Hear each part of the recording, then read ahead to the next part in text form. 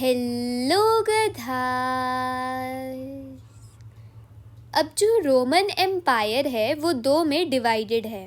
एक को कहते हैं अर्ली एम्पायर और दूसरी को कहते हैं लेट एम्पायर। अर्ली एम्पायर मतलब 3rd सेंचुरी से पहले पहले और लेट एम्पायर मतलब 3rd सेंचुरी के बाद। अब हमने देखा था कि दो सुपर पावर्स फैली हुई थी, रोमन और ईरानियन। तो इनमें क्या डिफरेंस है? पहला, रोमन एम्पायर ज़्यादा कल्चरली डाइवर्स था और ईरानियन एम्पायर में ज़्यादातर सिर्फ ईरानियंस ही थे, मतलब इतनी ज़्यादा डाइवर्सिटी नहीं थी। जो पॉपुलेशन थी उसकी मेजॉरिटी ईरानियंस ही थे। दूसरा कि रोमन एम्पायर में प्रोफेशनल आर्मी थी और ईरानियन एम्पायर में कंस्क्रिप्टेड आर्मी थी। प्रोफेशनल आर्मी मतलब वो सोल्जर्स जो कम से कम 25 साल तक सर्विसेज देते हैं, और कंस्क्रिप्टेड आर्मी मतलब वो जिन्हें फोर्सफुली यानी ज़बरदस्ती आर्मी में भेजा जाता है।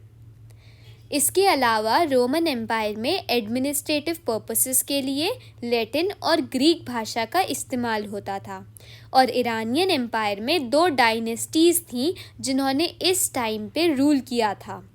एक थी पार्थियंस और दूसरी थी ससेनियंस। अब लैंग्वेज की बात करें तो ईस्ट में जो अपर क्लास रहते थे वो लैटिन बोलते थे, जो वेस्ट में अपर क्लास रहते थे वो ग्रीक बोलते थे, अफ्रीकन प्रोविंसेस वाले ग्रीक बोलते थे और सिरेनेका प्रोविंसेस वाले लैटिन बोलते थे। रिपब्लिक एक रेजीम है जिसमें जो पावर है वो सीनेट के पास रहती है। सीनेट मतलब पैसे वाली फैमिलीज़ जिनके पास बहुत ज़्यादा वेल्थ होती थी। अब ये जो रेजीम है ये 509 BC से 27 BC तक रही थी। अब कहानी में थोड़ा ट्विस्ट आता है। जूलियस सीजर का एक एडॉप्टेड बेटा था जिसका नाम था ऑक्टेवियन। अडॉप्टेड मतलब? अरे मतलब जो ऑक्टेवियन है वो जूलियस सीजर का गोद लिया हुआ बेटा है। तो ऑक्टेवियन जो था जूलियस सीजर का एडॉप्टेड सन, उसने इस रेजीम को ख़त्म करा। उसी ने बाद में अपना नाम ऑगस्टस रख लिया। और उन्होंने जब रिपब्लिक रेजीम को ख़त्म किया तो कब किया? 27 BC में। फिर उन्होंने खुद एक नई रेजीम इस्टेब्लिश की जिसका नाम था प्रिंसिपेट। तो पहला पॉइंट तो हमें पता चल ही गया कि इस रेजीम को ऑगस्टस ने इस्टेब्लिश किया, 27 BC में किया। प्रिंसिपेट जो शब्द है उसका मतलब होता है लीडिंग सिटीज़न, और ये रेजीम 14 BC तक चली, मतलब 27 BC से 14 BC तक चली। अब इस रेजीम के आने से या यूँ कह लो कि रिपब्लिक रेजीम के हटने से जो केओस मचा हुआ था पहले रोमन एम्पायर में वो अब ख़त्म हो गया। और प्रिंसिपेट को एडवाइस करती थी सीनेट, मतलब एक बॉडी जिसमें एरिस्टोक्रेसी और इटालियन डिसेंट होते थे। जितना भी हमें आजकल रोमन हिस्ट्रीज़ मिल रही हैं ग्रीक और लैटिन भाषा में, वो ज़्यादातर सीनेटोरियल बैकग्राउंड से ही मिल रही हैं।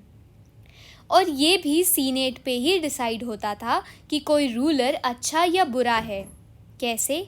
जिस भी एम्परर का सीनेट के प्रति अच्छा बिहेवियर होता था वो बेस्ट एम्परर होता था, और जिसका बिहेवियर बुरा होता था सीनेट के साथ वो वर्स्ट एम्परर होता था, मतलब सबसे बुरा एम्परर होता था। अब बात करते हैं आर्मी की। आर्मी का होना एक बहुत ही डिस्टिंक्टिव फीचर था। ये सबसे बड़ी सिंगल ऑर्गेनाइज्ड बॉडी थी, और जो आर्मी के सोल्जर्स थे वो बेटर वेजेस और ढंग की कंडीशंस में काम करने की मांग करते रहते थे। और अगर उन सोल्जर्स को अपने में ही ऐसा लगता था बेटा तुमसे ना हो पाएगा, हमें तुम्हारे लक्षण बिल्कुल ठीक नहीं लग रहा है, तुमसे ना हो पाएगा, तो वो म्यूटनीज करते थे, रिवोल्ट कर लेते थे। अब ये जो सीनेट थी वो आर्मी से डरती भी थी और हेट भी करती थी। इतनी नफरत करती थी कि एक दिन तो आर्मी ने खुद ही बोल दिया, मुझसे भी नफरत नहीं कर सकते। अब भला ऐसा क्यों कि सीनेट आर्मी से इतनी नफरत करती थी? तो ऐसा इसीलिए क्योंकि आर्मी कब वायलेंस करे ये अनप्रेडिक्टेबल था, मतलब इसका अनुमान लगाना मुश्किल था। और आर्मी के एक्सपेंडिचर्स को मैच करने की वजह से ही तो टैक्स इंक्रीज़ हो रहा था। तो इस वजह से जो सीनेट थी वो आर्मी से नफ़रत करती थी। अब इस पूरी पॉलिटिकल थ्योरी में 3 मेन प्लेयर्स हैं। पहला एम्परर, दूसरा सीनेट और तीसरी आर्मी। अगर आर्मी पूरी एम्परर के कंट्रोल में है तो एम्परर सक्सेसफुल है। अगर आर्मी कंट्रोल में नहीं है तो एम्परर भी सक्सेसफुल नहीं है। सीनेट जो थे वो पहले रिपब्लिक में पावरफुल हुआ करते थे, बेचारे प्रिंसिपेट में उतने पावरफुल नहीं हैं। और अगर आर्मी की बात करें तो आर्मी में अगर आपस में लड़ाई हो जाती थी तो बात यूजुअली सिविल वॉर तक पहुंच जाती थी। अब अगर तुम 3 दोस्त हो और तुम्हारे 2 दोस्त एक साथ हो जाएं और तुम्हें अलग कर दें तो तुम वीक हो गए और वो 2 स्ट्रॉन्ग हो गए। खैर, करके तो दिखाएं, उनकी हड्डी पसली एक ना कर दें। वैसे ही यहाँ भी यही गेम चल रहा था, किसी एक को अकेला करके वीक करने का। तो इस चेन के गेम में एम्परर चाहता था कि आर्मी को साथ लेकर वो सीनेट को अकेला कर दे। इसी तरह जो सीनेट था वो भी चाहता था कि आर्मी को अपने साथ लेकर एम्परर को अकेला कर दे। और आर्मी तो खुद में ही इतनी पावरफुल थी कि उसे चेन खेलने में कोई इंटरेस्ट नहीं था। तो हमने देखा कि ऑगस्टस ने प्रिंसिपेट रेजिम इस्टेब्लिश की थी। कब? 27 BCE में। ऑगस्टन एज को पीस के लिए जाना जाता है। अब ऑगस्टस के बाद क्या हुआ? ऑगस्टस के बाद उनका एडॉप्टेड सन यानी टिबेरियस आया। टिबेरियस को एक्सपैंड करने की ऐसा ज़रूरत नहीं थी क्योंकि एम्पायर ऑलरेडी बहुत वास्ट था। अब 69 CE को हम नोटोरियस ईयर कहते हैं। तब 4 एम्परर्स गद्दी पे आए थे, एक के बाद एक और काफ़ी जल्दी। और इसमें शुरू की जो 2 सेंचुरीज़ थीं उनमें कोई भी सिविल वॉर नहीं हुई थी। अब बात करते हैं रोमन टेरिटरीज़ की, जो 2 में बटी हुई थीं। एक तो था डिपेंडेंट किंगडम और दूसरा प्रोविंशियल टेरिटरी। नियर ईस्ट में बहुत सारी डिपेंडेंट किंगडम्स थे और धीरे धीरे ये सब गायब हो रहे थे। क्यों गायब हो रहे थे? क्योंकि डिपेंडेंट किंगडम्स को प्रोविंशियल टेरिटरी में चेंज किया जा रहा था। इनके कुछ वेल्दी किंगडम्स भी होते थे, जैसे कि हीरोड्स किंगडम, जहाँ 5.4 मिलियन दिनारी हर साल आती थी। दिनारी एक रोमन सिल्वर कॉइन है जिसमें 4.5 ग्राम सिल्वर रहता था।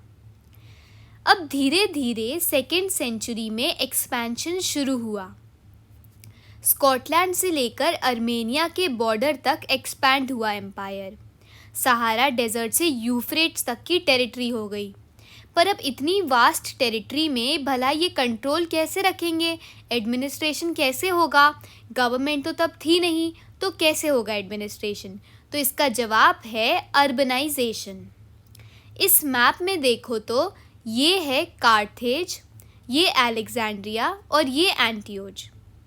और ध्यान से देखो तो ये है हमारा मेडिटेरेनियन सी। मतलब कार्थेज, अलेक्जेंड्रिया और एंटियोच तीनों मेडिटेरेनियन सी के किनारे पे हैं। तो जो एडमिनिस्ट्रेशन का काम था वो अर्बन सेंटर्स संभालते थे जो मेडिटेरेनियन सी के शोर पे थे। जैसे कुछ सबसे बड़े अर्बन सेंटर्स हैं कार्थेज, एलेक्स और रिया, मेरा मतलब अलेक्जेंड्रिया और एंटियोच। अब जैसे ये पूरा एम्पायर है तो सिवाय इटली के सब प्रोविंसेस में बटे थे और इन प्रोविंसेस से टैक्स कलेक्ट किया जाता था और आधी से ज़्यादा वेल्थ एम्पायर की टैक्स से ही आती थी। अब जो प्रोविंशियल अपर क्लास थी वो प्रोविंसेस को गवर्न करने के लिए और आर्मीज़ को कमांड करने के लिए कैडर प्रोवाइड करती थी। मतलब उन लोगों को लाती थी जो गवर्न करेंगे और कमांड करेंगे। अब यही लोग एडमिनिस्ट्रेटर्स बन गए और मिलिट्री को कमांड कर रहे थे तो मिलिट्री कमांडर्स बन गए और धीरे धीरे ये लोग सेनेटोरियल क्लास से भी पावरफुल हो गए। ऐसे ही एक एम्परर था गैलिनियस जिसने सारे सीनेटर्स को मिलिट्री कमांड से हटा दिया था और ऐसा इसीलिए किया उसने क्योंकि वो नहीं चाहता था कि एम्पायर का कंट्रोल सीनेट के पास चला जाए। मतलब वो नहीं चाह रहा था कि सीनेट और आर्मी मिल जाएं और ये तीसरा दोस्त वीक रह जाए। दूसरी चीज़, जब भी फूड शॉर्टेज या फेमाइन का टाइम होता था तो सिटीज़ में रहना ज़्यादा बेनिफिशियरी था रादर दैन कंट्री साइड में रहना। अब बात करते हैं पब्लिक बाथ्स की। अब जो पब्लिक बाथ हैं वो एक स्ट्राइकिंग फीचर था रोमन अर्बन लाइफ का। इसको सबसे पहले एक ईरानियन रूलर ने इंट्रोड्यूस करा, पर जो क्लर्जी थे वो ऐसा मानते थे कि पानी जो है, वाटर जो है, वो एक सैक्रेड एलिमेंट है, और जो रिच अर्बन क्लास थे वो इसको एंटरटेनमेंट की तरह मानते थे। जो पब्लिक बाथ्स थे उनको एंटरटेनमेंट की तरह मानते थे।